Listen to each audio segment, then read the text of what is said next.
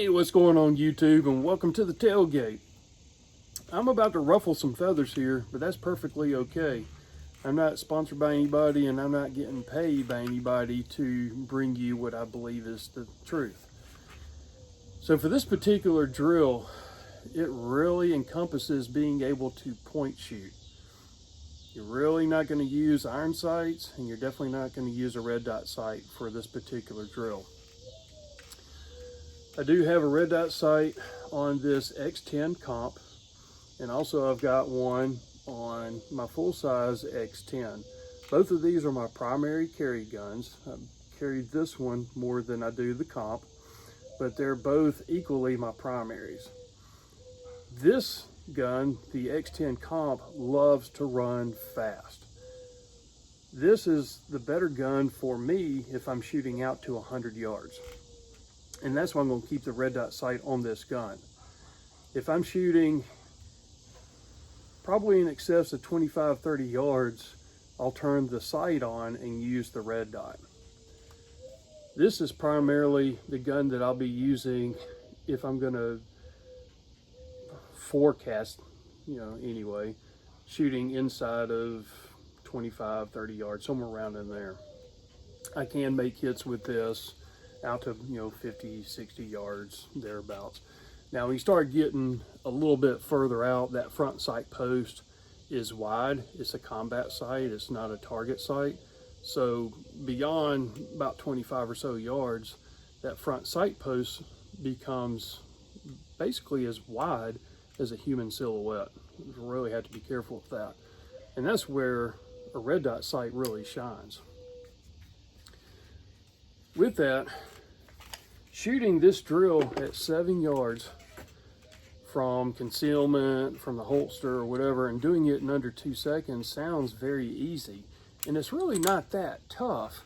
However, for somebody that's fairly new to red dots, or maybe doesn't have tens of thousands or hundreds of thousands of rounds experience with the red dot, when you're coming up and presenting, I'm not even looking at the sights. It's point shoot. And that's why the ergonomics of the gun is far more important for fast combat style shooting than the sighting systems, particularly the red dot. I need the gun, for an example, take the gun, point it at something, make sure it's safe and clear, and then open your eyes, and the gun should be pointing at that object that you're looking at. That's what you want the gun to do. An example of a gun that doesn't do that is a Glock. The Glocks have that grip angle that forces the gun to point up. And they do that on purpose, so you break your wrist forward to help mitigate that recoil. That's all it's for. I carried a Glock professionally for 10 years. It's a good gun, it's something you have to get used to, but the 1911 and John Moses Browning, they did it right with the grip angle. And that's why on the 1911, the sights are so anemic, because it's a fighting gun. So if you're a tunnel rat, if you're shooting somebody at near point blank range, you just want to point and shoot. That's all it is. In combat, you're not seeing an insurgent across the room and getting a pretty little sight picture and shooting, especially when that threat's shooting back at you. So I believe that people who are really pushing red dot sights on handguns are really doing the world a disservice. If you're carrying like a 365 and it's for bad breath distance, if you want a red dot sight, by all means go get one, but to me, it's a complete waste. And I've got a handful of 365 and variants, and none of them have a red dot. Matter of fact, after I finish uploading this video, I'm taking the red dot off of this X10 comp. Now, like I said, I will keep the red dot on this just because, I take this into the woods. I take it on vacations. I'm in the mountains. So my shooting can be anywhere from bad breath range out to however far I can shoot accurately. And with that, once you start getting further out, that red dot sight really does help. But in my humble opinion, you don't need to put a red dot sight on every gun that you've got. It's actually going to be a disservice to you. Now with that, when I see large content creators mag dumping at close range and showing how the red dot is actually beneficial to them, I truly believe that depending on the size of steel that they're shooting and the size of their optic window, that the whole entire optic window is the sighting plane itself. So if I'm shooting a large or a full-size human silhouette at 7 yards, I'm just going to put the optic window on the steel and just bang away. If I'm shooting an 8-inch circle at 7 yards and I'm trying to do it very fast, it's going to be more point shooting. And I challenge anybody to go out to the range and try it. And I don't like to say prove me wrong, because I'm not always right. I'm just trying to share my 2 cents out here. But I like to see if somebody else can either maybe validate what I'm saying or say, hey, look, Grandpa, you need to get out and practice more. Which, you know, that's always possible. Something else too is if you take like airsoft guns that mimic the guns that you carry and you do force on force training, if you look in my post section of my YouTube channel down toward probably the middle or the bottom, I've got a picture of some airsoft gear that we did some force on force training with.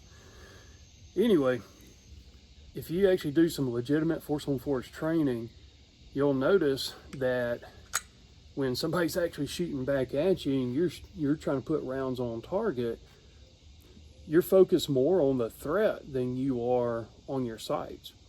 Unless you've just got, I mean, legitimately have hours and hours of time behind the gun shooting.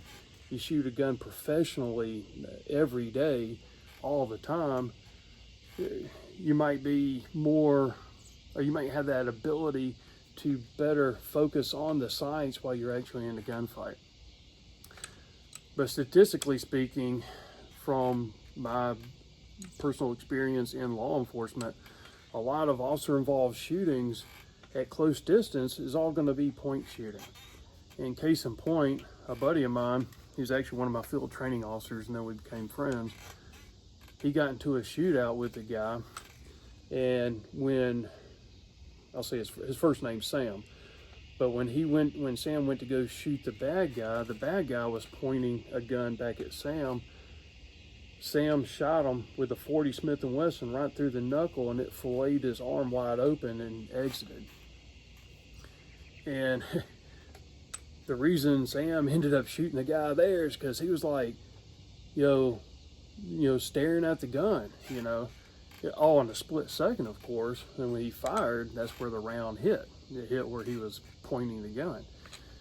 And even though I said earlier that the Glock has that natural, or has that inherent high point ability just because of the way the grip angle is, we shot Glock so much that it became normal for us to push the gun forward to bring the slide down.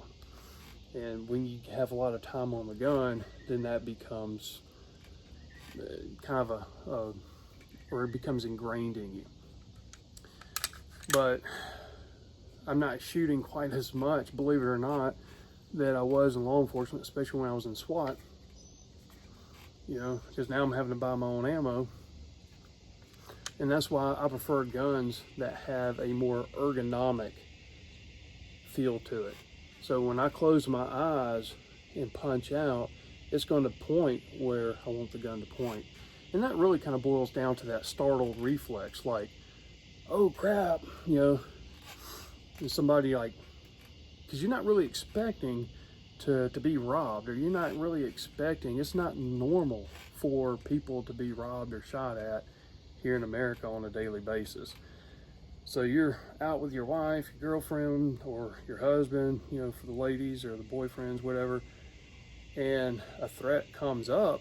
I mean, that's something that we train and we try and prepare for, but that's not something we we do on a daily basis. We don't get in gunfights all the time. So to actually have to pull your weapon out, you're going to resort to essentially your lowest level of training. And you really want, when that moment of truth comes, if you're unfortunate enough to have to deal with it, that you want it to work for you and not work against you. So with that, go ahead and close this out. Please, leave me some constructive feedback.